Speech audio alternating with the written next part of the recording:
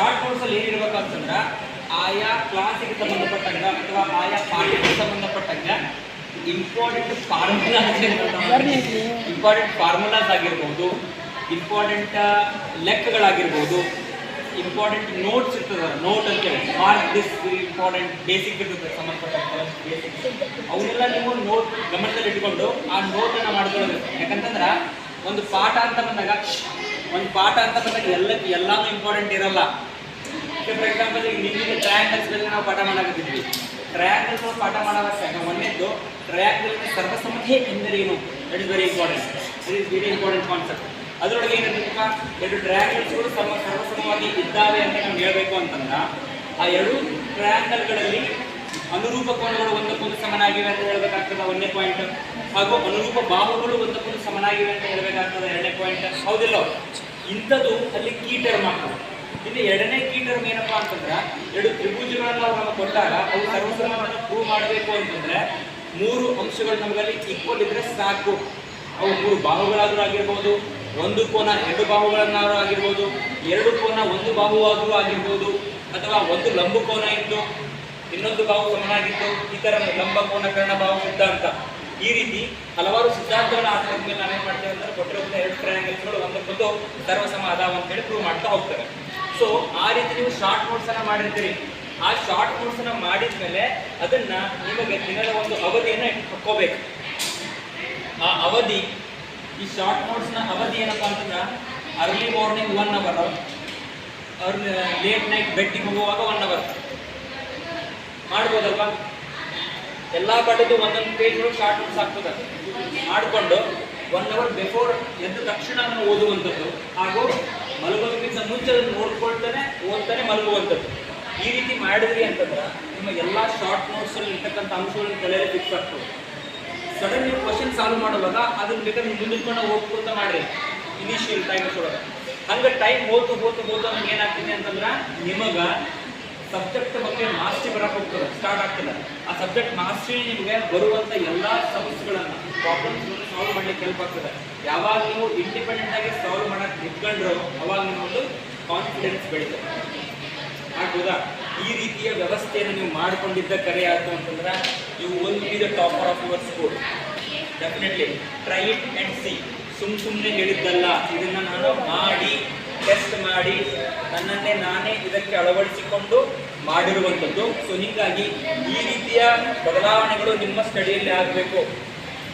ಯಾವ ಪಾಠ ಕನೆಕ್ಟ್ ಆಗಿದೆ, ಇಲ್ಲಿ ಒಂದೇ ಪಾಠದ ಮೇಲೆ ಎಲ್ಲನೂ ನಿಂತಿರಲ್ಲ, ಕನೆಕ್ಷನ್ ಇರ್ತವೆ. ಒಂದು ಪಾಠ ಇನ್ನೊಂದು ಪಾಠ ಕನೆಕ್ಷನ್ ಇರ್ತದೆ, ಅದು ಕಲಿತು ಇನ್ನೊಂದು ಪಾಠ ಕನೆಕ್ಷನ್ ಇರ್ತದೆ. ನಾನು ನಿಮ್ಗೆ ತೋರಿಸ್ಬಲ್ಲೆ. ನಿಮ್ಮ 8ನೇ ತರಗತಿಯಲ್ಲಿ ನೀವು ಕಲಿತಿರ್ತಕ್ಕಂಥ ಎಷ್ಟು ಅಂಶಗಳು 9ನೇ ತರಗತಿಯಲ್ಲಿ ಕಲಿಯುವಾಗ ನಿಮಗೆ ಸಹಾಯ ಮಾಡ್ತವೆ. ಇದು ಹೆಲ್ಪ್ ಯು. ಅದೇ ರೀತಿ ಈಗ 9ನೇ ತರಗತಿಯಲ್ಲಿ ನಾವೇನು ಇಷ್ಟೇ 1ನೇ ಪಾಠದಲ್ಲಿ ಕಲ್ತಿರ್ತಿಲ್ಲ, ಪಾರ್ಟ್ 1 ಅಲ್ಲಿ ಕಲಿತಂಥ ಅಂಶಗಳು ಪಾರ್ಟ್ 2 ನಲ್ಲಿ ನಿಮಗೆ ಬೆನಿಫಿಟ್ ಆಗಿ ಬರ್ತವೆ.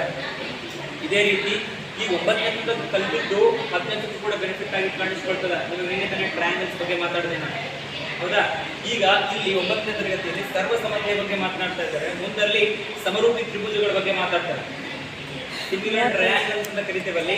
ಸಿಮಿಲರ್ ಟ್ರಯಾಂಗಲ್ಸ್ಗೆ ಸಂಬಂಧಪಟ್ಟಂತ ಹಲವಾರು ಥಿಯರಮ್ಸ್ಗಳನ್ನು, ಸಿದ್ಧಾಂತಗಳನ್ನು ಅಲ್ಲಿ ನಾವು ಮಂಡನೆ ಮಾಡ್ತೀವಿ. ಅದಕ್ಕೆ ಸಂಬಂಧಪಟ್ಟಂಗೆ ಮತ್ತೆ ಮಾಡ್ತೀವಿ, ಅದನ್ನು ಸ್ಟಡಿ ಮಾಡ್ತಾ ಹೋಗ್ತೀವಿ. ಅದಕ್ಕೆ ಸಂಬಂಧಪಟ್ಟಂತ ಪ್ರಾಬ್ಲಮ್ಸ್ ಸಾಲ್ವ್ ಮಾಡ್ತೀವಿ. ಇನ್ನೊಂದು ಏನಪ್ಪಾ ಅಂತಂದ್ರೆ ಇಲ್ಲಿ ಮ್ಯಾಥಮೆಟಿಕ್ಸ್ ಅನ್ನೋದು ಯಾಕೆ ಟಫ್ ಆಗಿ ಕಾಣಿಸ್ಕೊಳ್ತದೆ ಅಂತಂದ್ರೆ ಬೇಸಿಕ್ ಸರಿಯಾಗಿ ಅರ್ಥ ಮಾಡ್ಕೊಳ್ಬೇಕು. ಒಂದು, ಇಲ್ಲಿ ಥಿಯರಿ ಒಳಗೆ ಏನು ಕಲ್ತಿರ್ತೀರಿ ಅದು ಪ್ರಾಬ್ಲಮ್ಸ್ ಒಳಗೆ ಡೈರೆಕ್ಟ್ ಅಪ್ಲಿಕೇಶನ್ ಆಗುತ್ತೆ.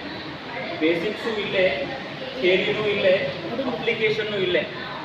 ಈ ಬೇಸಿಕ್ಕಿಂದ ಥಿಯರಿ ಡೆವಲಪ್ ಆಗಿರೋದು, ಆ ಥಿಯರಿಯಿಂದ ಒಳ್ಳೆ ಪ್ರಾಬ್ಲಮ್ಸ್ ಸಾಲ್ವ್ ಮಾಡುವಾಗ ಅದನ್ನು ಹೆಂಗೆ ಅಪ್ಲೈ ಮಾಡ್ಕೊಳ್ಳೋದು ಅದನ್ನು ನೀವು ಕಲಿಬೇಕು. ಇನ್ನೊಂದು ಏನಪ್ಪಾ ಅಂತಂದ್ರೆ, ಫಾರ್ ಎಕ್ಸಾಂಪಲ್ ನಾವು ಕಲ್ತಂಗೆ ಆಲ್ರೆಡಿ ಪ್ಯಾರಲಲ್ ಲೈನ್ಸ್ಗೆ ಸಂಬಂಧಪಟ್ಟಂಗೆ ಮೊದಲಾಗತ್ತಿದ್ದೀವಿ ನಾವು. ಅವಾಗ ಮಾತನಾಡುವಾಗ ಪ್ಯಾರಲಲ್ ಲೈನ್ಸ್ ಹಿಂಗೆ ಬರ್ದು ಟ್ರಾನ್ಸ್ಫರ್ಸಲ್ಲಿ ಹೇಳೋದು ಹಿಂಗೆ ಕಲ್ತಿದ್ದೀವಿ ನಾವು. ಆದ್ರೆ ಪ್ರಾಬ್ಲಮ್ ಒಳಗೆ ಏನು ಕೇಳ್ತಾರ, ಪ್ರಾಬ್ಲಮ್ ಒಳಗೆ ಹಿಂಗೆ ಕೊಟ್ಕೊಡ್ತಾನ, ಇಲ್ಲಿ ಸಮಸ್ಯೆ ಆಗ್ತದೆ. ಬಟ್ ನೀವು ಬೇಸಿಕ್ ಅನ್ನು ಸರಿಯಾಗಿ ಕಲ್ತಿದ್ದು ಕರೆ ಆಗಿತ್ತು ಅಂತಂದ್ರೆ ಅಪ್ಲಿಕೇಶನ್ ಮಾಡುವಾಗ ನಿಮಗೆ ಗೊತ್ತಾಗ್ತದೆ.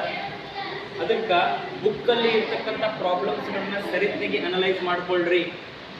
ಅದ್ರ ಜೊತೆಗೆ ಬೇಸಿಕ್ ಸ್ಟ್ರಾಂಗ್ ಇತ್ತು ಅಂದ್ರೆ ಬುಕ್ನಾಗೂ ಕೂಡ ನೀವು ಬುಕ್ಸ್ ಏನಿದೆ ಅಂದ್ರೆ ಕೆಲವೊಂದು ಸ್ಟೆಪ್ಸ್ನ ಡೈರೆಕ್ಟ್ಲಿ ಮಾಡಿಸ್ಬಿಡ್ತಾನೆ. ಅದು ಬರಬೇಕಂದ್ರೆ ನಿಮ್ಗೆ ಬೇಸಿಕ್ ಸ್ಟ್ರಾಂಗ್ ಇರಬೇಕು. ಅದಕ್ಕೋಸ್ಕರ ಇಲ್ಲಿ ಹೇಳಿರುವಂಥ ಈ ಮೆಥಡ್ಡು ನೋಡ್ರಿ, ಬೇಸಿಕ್ ಸ್ಟ್ರಾಂಗ್ ಹೆಂಗೆ ಮಾಡ್ಕೋಬೇಕು, ಬೇಸಿಕ್ ಬುಕ್ಸನ್ನು ಅನಲೈಸ್ ಮಾಡ್ಕೊಂಡು ಅರ್ಥ ಮಾಡ್ಕೊಳ್ಳೋದ್ರಿಂದ ಅದು ಸ್ಟ್ರಾಂಗ್ ಇತ್ತಪ್ಪ ಅಂದ್ರೆ ನಿಮ್ದು ನೈಟ್ ಸ್ಟ್ರಾಂಗ್ ಆಗ್ತದೆ. Night will be colourful. Night colourful ಇರ್ತದೆ, 10th will be easily understood. ನನ್ನ ಅನುಭವದ ಮೇಲೆ ಹೇಳ್ತಾ ಇದ್ದೇನೆ, ನೀವು ಸರಿತ್ನಾಗೆ 6ರಿಂದ 9 ವಿತ್ ಬೇಸಿಕ್ಸು ಫಾರ್ಮುಲಾ ಎಲ್ಲ ನೋಡ್ಕೊಂಡು ಕರೆಕ್ಟಾಗಿ ಅಪ್ಲೈ ಮಾಡ್ಕೊಂಡು ಬಂದಿದ್ದ ಕರೆ ಆಯ್ತು ಅಂತಂದ್ರೆ 10ನೇದ್ದು 1 ವಾರದಲ್ಲಿ ಸಬ್ಜೆಕ್ಟ್ ಸಿಲೆಬಸ್ ಮುಗಿಸ್ಬೋದು ವಿತ್ ಬುಕ್ಸ್. ಬುಕ್ ನಿಮ್ಮ ಬಳಿ ಇದ್ದು ನಾವು ಡಿಕ್ಟೇಟ್ ಮಾಡಿ ನಿಮಗೆ ಗೈಡೆನ್ಸ್ ಮಾಡ್ಬೋದು ಅಂತಂದ್ರೆ 10ನೇ ತರಗತಿದು 2 ಬುಕ್ಕು 1 ವಾರದಲ್ಲಿ ಗೈಡ್ ಮಾಡ್ಬೋದು. ಇದು ಓದ್ರಿ, ಇದು ಬಿಡ್ರಿ, ಇದನ್ನ ಕೇಳ್ತಾರೆ, ಇದು ಇಂಪಾರ್ಟೆಂಟು, ಇದು ಪ್ರೀವಿಯಸ್ ಇಯರಲ್ಲಿ ಕೇಳಿದ್ದಾರೆ, ಇಷ್ಟಿದೆ ಅಂತೇಳಿ ಆರಾಮ್ಸೆ ಗೈಡ್ ಮಾಡ್ಬೋದು. ಬಟ್ ಪ್ರಾಬ್ಲಮ್ ಏನಂತಂದ್ರೆ ಎಷ್ಟೋ ಮಂದಿಗೆ ಪಾಲಿನಾಮಿಯಲ್ಸ್ ಅಂದ್ರೆ ಏನಂತ ಗೊತ್ತಿರಲ್ಲ, ಫ್ಯಾಕ್ಟರೈಸೇಷನ್ ಗೊತ್ತಿರಲ್ಲ, ಮಗ್ಗಿ ಬರ್ತಿರಲ್ಲ ಸರಿಯಾಗಿ.